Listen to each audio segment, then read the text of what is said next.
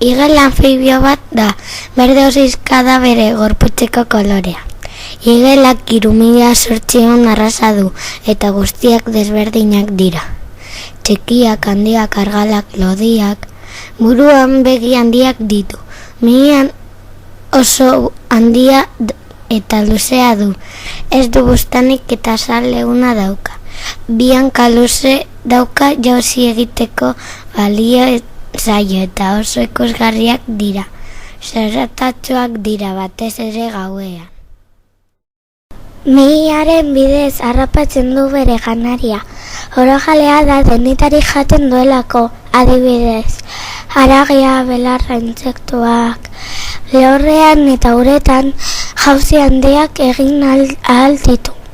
Obiparoak da arrautzetatik jaiotzen delako. Bere semeak zapaburuak dira. Igelak urgeldietan bizi dira eta lorodun ibaietan gustatzen zaio bizitzea.